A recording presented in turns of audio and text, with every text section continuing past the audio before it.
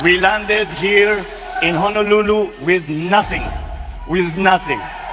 My family was flown from Malacanang Palace to Hicam Air Force Base. And when we finally moved to Makiki Heights, kayong lahat, nakikita ko kayo, nandun kayong lahat. I know they were always there. We had nothing with us. They kept everything to inspect everything. These are the people who kept body and soul together of the Marcos family. Ultimo. When I tell this story, people do not quite believe me. But I tell them, you do not realize how close we became and how kind and how generous the people, the Filipinos, Americans in Hawaii were.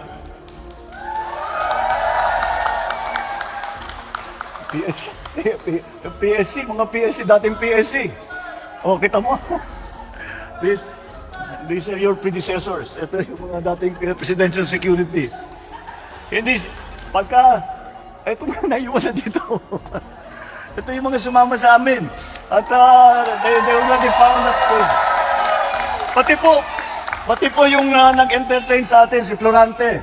Matagal siya nandito. Lagi kami magkasama ni Florante nung nandito kami. And as I was saying, when I tell this story, people do not believe it. They do not quite believe it. But we landed here with nothing. Even ultimo yung damit namin, silang nagbigay. Silang nagpapakain sa amin. Pati yung mga appliance doon sa Makiki, silang nagdadala. At pagka kami nalulungkot, sila ang nagpapasaya sa amin. Kung hindi sa inyo, palagay ko, wala na yung pamilyang Marcos. Kaya hindi ko makakalimutan. On behalf of my entire family, wala na yung aking ama. But when my mother found out that I was coming to Honolulu, he said, you make sure that you go back to all of those people who went out of their way to keep us comfortable, to keep us alive, literally alive. And that is something that I will carry in my heart, that the Marcos family will carry in my heart. We tell our children about this and how wonderful you all were to us in the time that we were here. We could not have survived that very difficult period if not for you. And that's why it was when I was in San Francisco, I insisted we must pass by Hawaii, because even if I thank you every day for 1,000 years, it is not enough for all of the things that you did for us.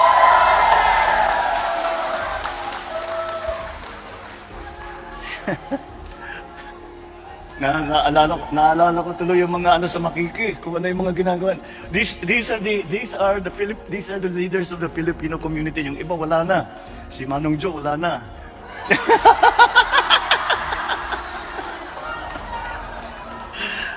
Wala na, tumanda na tayo lahat, Manong.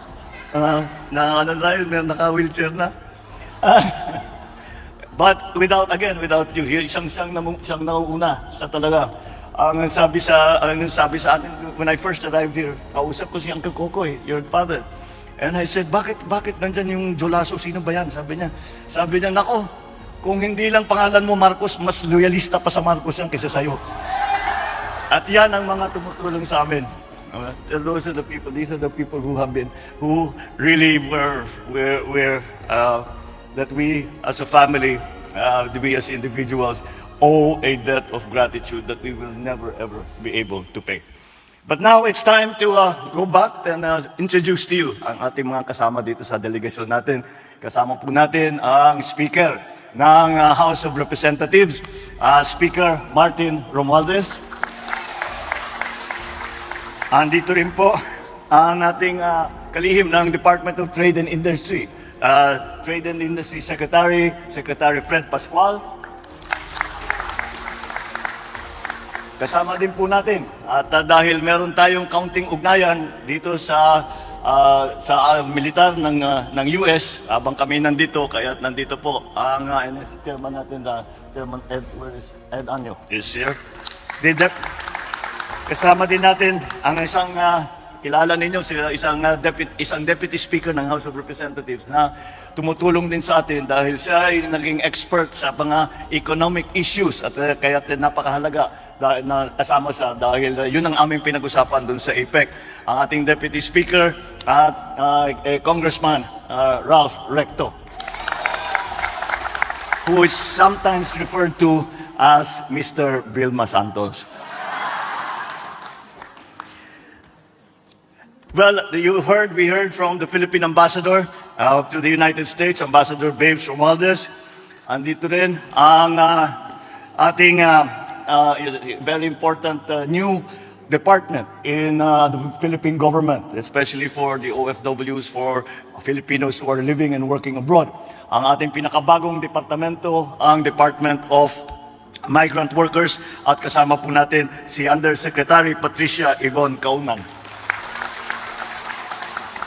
Yan, pagka nagkakaproblema, kaya gumawa na po tayo ng isang department para lang sa mga OFW dahil sa napakahalaga, the importance that we put to what the contributions are of our countrymen to the Philippines. Because many times we think that the OFWs are only here to work for their families, to help their families. Well, that is true.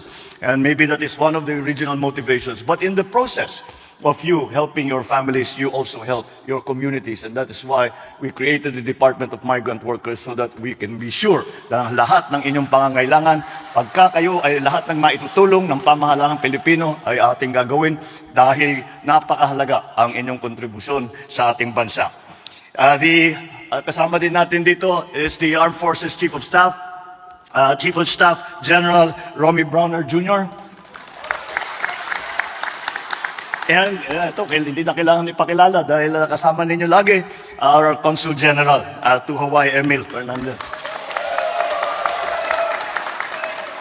At hindi ko makukumpleto ang aking pagpakilala kung hindi ko naman ipakilala ang aking may bahay, our First Lady Lisa Araneta Marcos.